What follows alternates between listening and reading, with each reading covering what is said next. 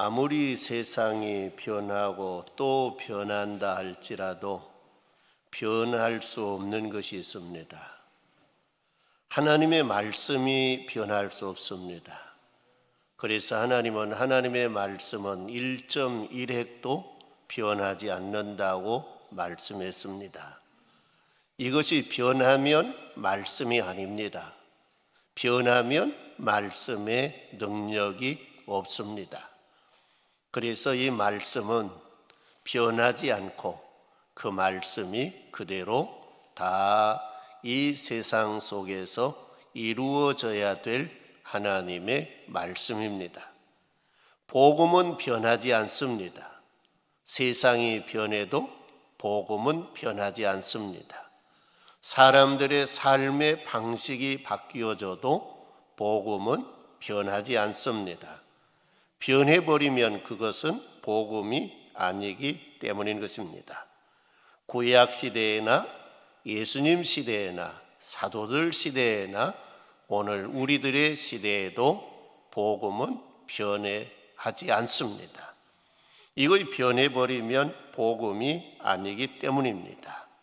복음의 능력이 없어져 버리기 때문인 것입니다. 그래서 오늘 저와 여러분들도 이 복음을 갖는 믿음의 사람들이 되기를 주님의 이름으로 축원합니다. 복음은 믿는 자에게 구원을 주시는 하나님의 능력이라고 했습니다. 변한 복음에는 능력이 없습니다.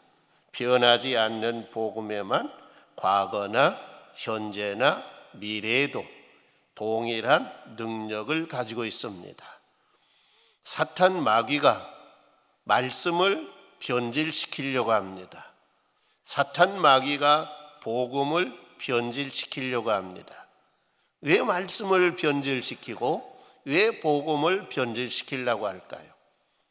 말씀을 변질시켜 놓으면 말씀의 능력이 없어져 버리고 복음을 변질시키면 복음의 능력이 없어져 버리기 때문에 사탄은 과거에도 현재에도 미래에도 이것을 변질시키려고 하고 있습니다.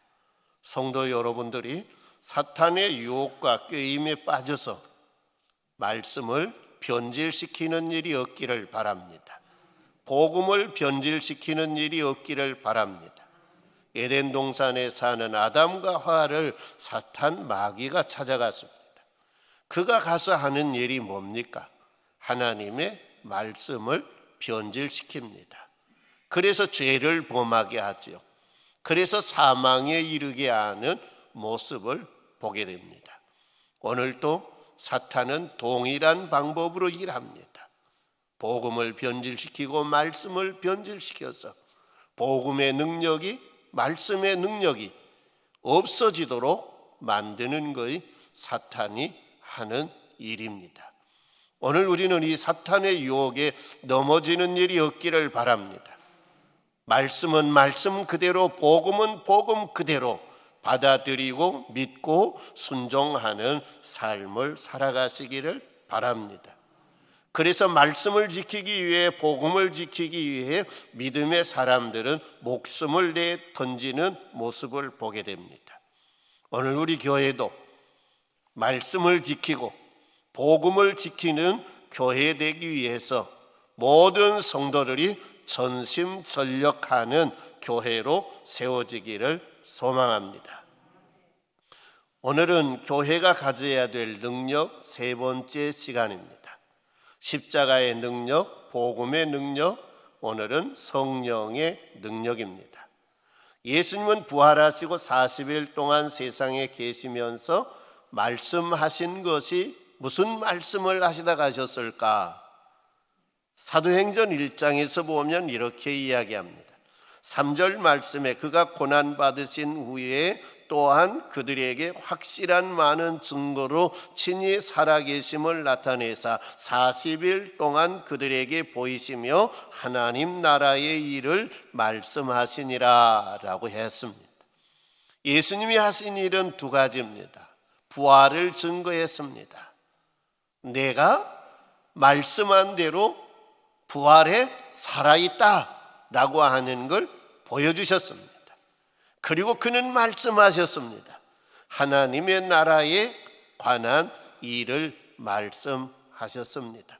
하나님의 나라에 관한 일을 말씀하시고 예수님은 그들이 모여있는 제자들과 성도들이 모여있는 그 가운데에서 예수님은 하늘로 가셨습니다. 하늘로 가시기 직전에 예수님이 하시는 말씀이 오늘 8절에 있는 말씀입니다. 오직 성령이 너희에게 임하면 너희가 권능을 받고 예루살렘과 온 유대와 사마리아와 땅끝까지 이르러 내 증인이 되리라 하시니라. 할렐루야. 성령이 임하면 권능이 임한다는 거예요. 권능은 능력을 이야기합니다. 세상이 감당할 수 없는 능력을 이야기합니다. 세상의 모든 아무리 견고하고 아무리 강한 것이라도 부수고 깰 수 있는 능력을 이야기합니다. 이 능력이 성령이 임하심으로 너희에게 임한다는 것입니다. 그래서 우리는 이 세 가지의 능력이 성도에게 있어야 하고 이 세 가지의 능력이 주님의 몸된 교회에 있어야 한다는 것입니다. 십자가의 능력은 회개하고 나의 옛사람을 십자가에 못 박을 때 나타납니다. 아무리 십자가 안에 능력이 있다 할지라도 내가 회개하지 아니하고 나의 옛사람을 십자가에 못 박지 아니하면 십자가의 능력은 나와 아무 상관이 없는 것이 됩니다. 그러나 나의 잘못, 주님의 말씀을 떠나 살았던 나의 잘못, 사탄의 유혹에 넘어져서 마음을 잘못 쓰고 생각을 잘못했던 그 모든 것들을 회개하고 나의 옛사람, 죄의 사람, 죄성으로 가득 찬 사람을 십자가에 못 박으면 십자가의 능력이 내 안에서 역사하는 거예요. 성도 여러분들이 이 십자가 능력을 매일 순간마다 경험하고 체험하고 이 능력 가운데서 사는 생활이 되기를 주님의 이름으로 축원합니다. 복음의 능력은 믿음으로 나타난 것입니다. 하나님의 말씀을 그대로 믿고 순종할 때 나타나는 능력이 복음의 능력입니다. 우리는 다 믿는다 그래요. 그러죠. 그런데 믿는다고 하면서 순종은 없어요. 믿으면 내가 믿는 걸 따라 행동해야 되는 거예요. 그런데 믿는다고는 잘하는데 행동은 믿음의 행동이 아니에요. 그러니까 복음의 능력이 안 나타난 거예요. 오늘 우리 성도님들이 믿고 삶으로 살아내는 그런 믿음을 가질 수 있기를 바랍니다. 그래서 야고보 선생님을 통해 우리에게 하신 말씀이 뭡니까? 행함이 없는 믿음은 죽은 믿음이라 그랬어요. 믿음은 있다고 하는데 삶이 없는 믿음은 죽은 믿음, 아무 능력이 없는 믿음, 아무 쓸모없는 그런 믿음이 된다는 거예요. 오늘 저와 여러분들이 그동안 죽은 믿음을 가지고 살았던 삶이 많아요. 이제 이후로는 죽은 믿음의 삶이 아니라 살아 역사하는 믿음의 소유자가 되시기를 바랍니다. 믿음 안에 있는 능력이 여러분에게 나타나고 그 능력으로 인해서 여러분의 삶이 복되고 행복하게 성도 여러분이 하나님을 기쁘게 해드리게 살 수 있는 믿음의 사람으로 세워지기를 주님의 이름으로 축원합니다. 십자가의 능력과 복음의 능력은 우리를 죄 사함의 역사가 일어납니다. 거듭남의 역사가 일어납니다. 흉악한 결박이 풀리고 사탄의 더러운 어두움의 역사들이 끝이 납니다. 성도 여러분, 우리를 괴롭게 하고 힘들게 하는 모든 것으로부터 자유를 얻게 하는 능력이 십자가의 능력, 복음의 능력에 있는 것입니다. 세상 어떤 것도 성도 여러분, 우리를 구원할 수 있는 능력은 없습니다. 오직 주님의 십자가와 주님의 복음밖에 없다는 것입니다. 그래서 우리 모든 성도들이 다 노인받고 다 자유롭게 되어서 하나님을 기쁘게 하는 삶을 살아야 할 걸 믿습니다. 오늘 세 번째 성령의 능력은 성도 여러분, 성령이 내게 임해야 나타나는 거예요. 성령이 내 안에 오셔서 나를 충만케 해야 이 성령의 능력이 나타나는 거예요. 그냥 말로만 되는 것이 아니요, 성령이 내게 임하면 그 성령이 자연스럽게 우리에게 능력이 나타나게 하는 거예요. 그래서 아버지가 보혜사 성령을 보내주시마 약속했어요. 그 때가 임박한 것을 예수님이 알고 성령을 받으라 그랬어요. 예루살렘을 떠나지 말고 아버지가 약속하신 성령을 받으라. 할렐루야. 이 성령이 너에게 임한, 너의 권능이 임한다는 거예요. 능력이 임한다는 거예요. 내가 가지고 있는 능력, 세상으로부터 오는 그런 능력이 아니라 성도 여러분, 하나님의 능력, 전지전능하신 능력, 세상이 감당할 수 없는 그 능력이 내게 온다는 거예요. 성도 여러분, 그러면 좋겠지요. 그러면 우리는 성령을 받아야 돼요. 나 같은 건 안 돼요. 나 같은 건 천한 것이 그런 능력 받을 수 없어요. 성도 여러분, 그거 아니에요.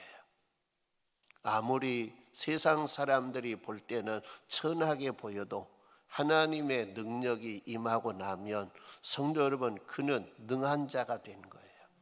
그는 능력 있는 사람이 된다는 거예요. 오늘 우리 성도님들이 이 성령의 충만한 역사가 있기를 주님의 이름으로 축원합니다. 세상이 이길 수 없는 능력이라는 것입니다. 그것이 성령으로부터 오는 능력인 것입니다. 이 성령이 우리에게 충만해지면 우리는 세상이 감당할 수 없는 사람, 세상이 이길 수 없고 세상이 무너뜨릴 수 없는 그런 능력의 사람이 된다는 것입니다. 하나님은 이 성령을 우리에게 주신다 그랬어요. 어떤 사람에게? 하나님의 약속을 믿고 사모하며 기다리는 사람, 구하는 사람에게 주심하고 약속했어요. 성도 여러분, 우리는 세상에 어떤 것들이 필요한 것처럼 느껴지지만은 그것, 내가 필요하게 느낀 것 하나님이 허락하셔서 공급된다 할지라도 또 다른 것이 필요하게 돼 있어요. 그러나 성령이 임해서 성령의 능력에 붙들리면 필요한 모든 것들을 해결할 수 있는 능력이 그 안에 있는 거예요. 단방에 모든 것이 끝날 수 있는 능력이 그 안에 있는 거예요.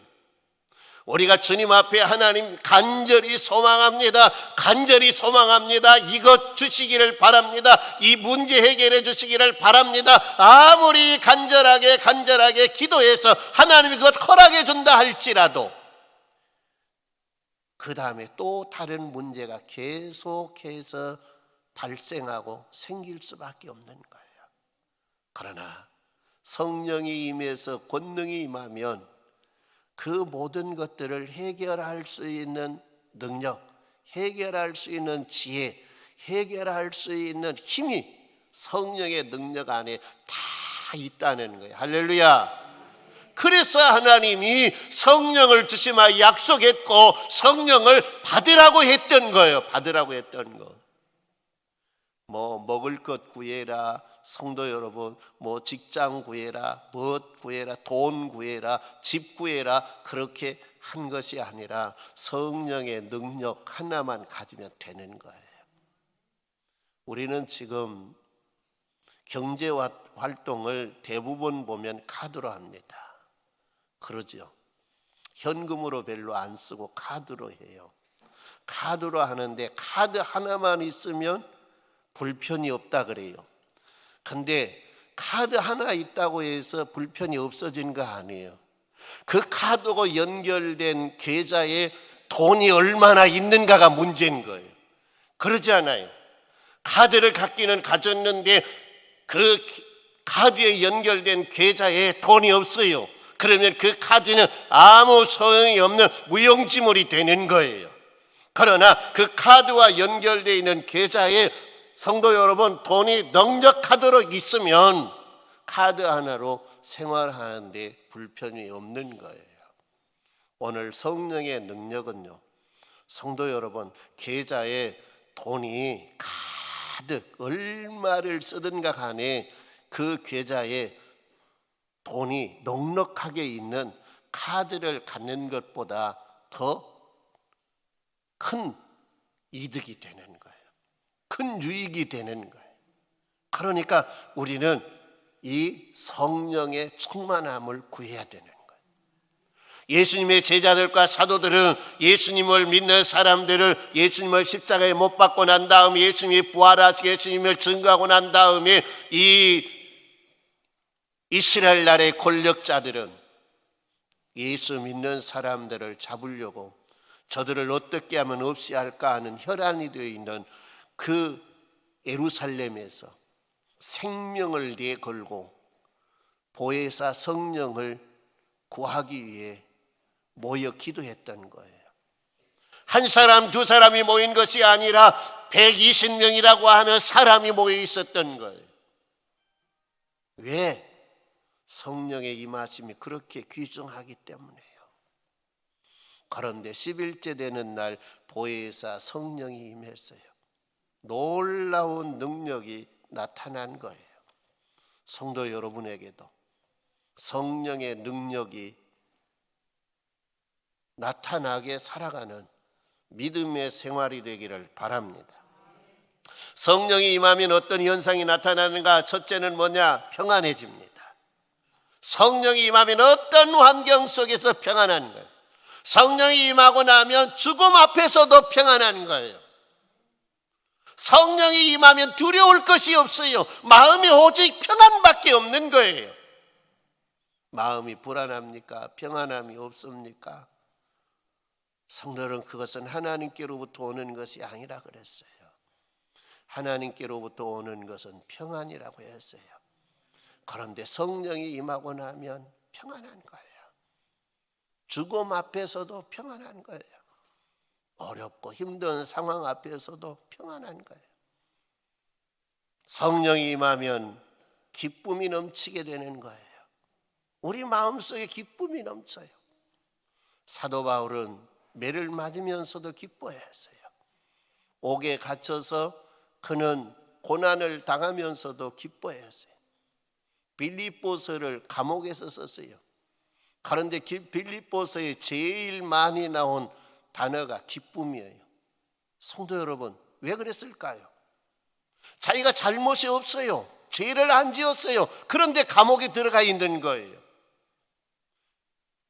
여러분들도 죄가 없는데 감옥에 들어있다고 생각해 보세요.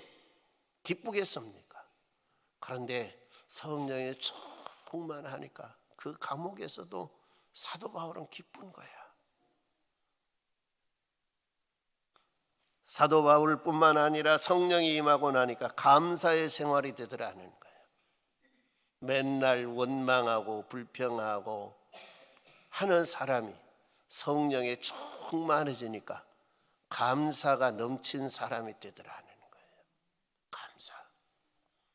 성령이 임하고 나니까 담대해지더라는 거예요. 어떤 권력도 무서워하지 아니하고 두려워하지 않더라는 거예요.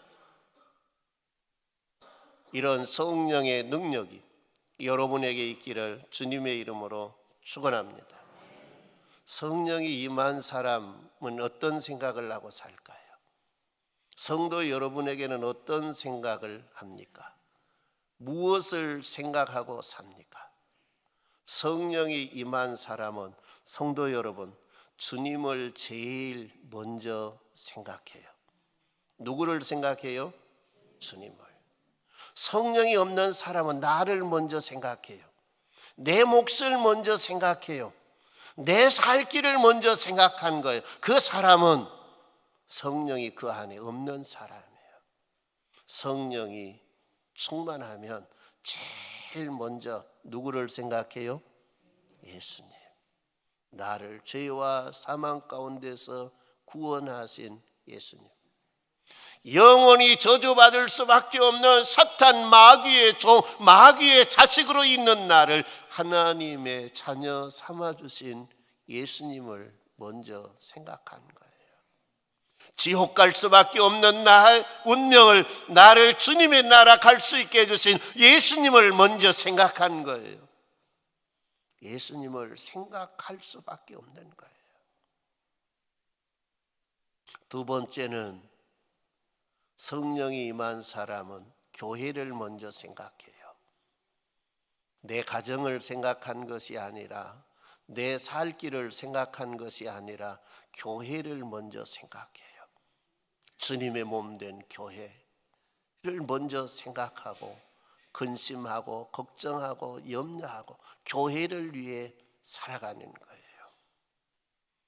성령이 임하면 이웃을 생각하게 돼 있어요. 그러나 성령이 없으면 다 나 중심이에요.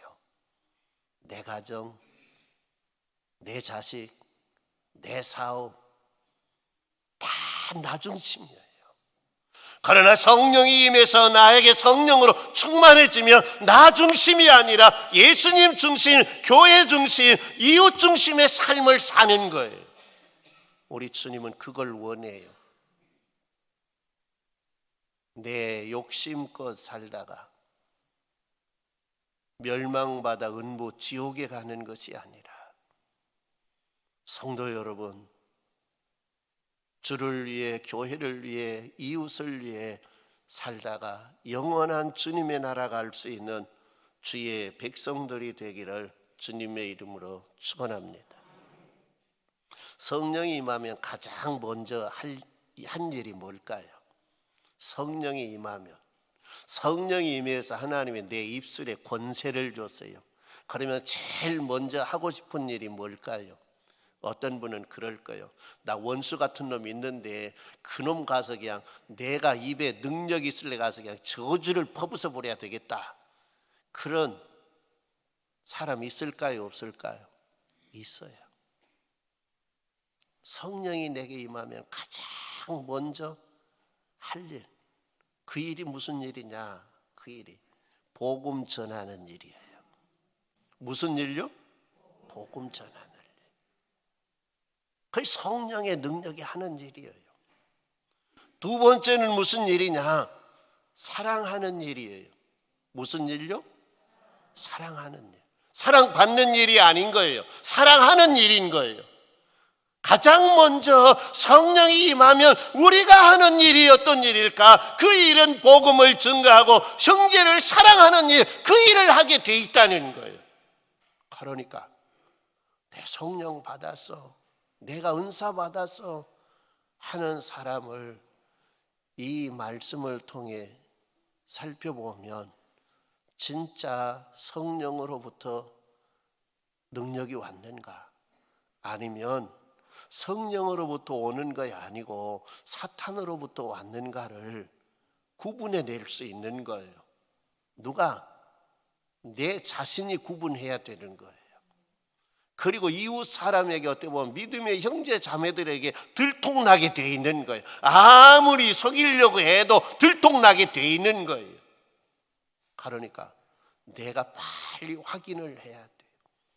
이것이 성령으로부터 왔으면 감사하고 찬송하고 성령의 인도하심을 따라 살아야 합니다. 그러나 사탄으로부터 왔다고 하면 그 순간 우리는 그 사탄을 대적하고 물리쳐야 될 걸 믿습니다. 그리고 하나님 앞에 바로 서서 성령의 충만함을 받고 성령의 능력에 사로잡혀서 여러분 남은 삶을 사시기를 주님의 이름으로 축원합니다.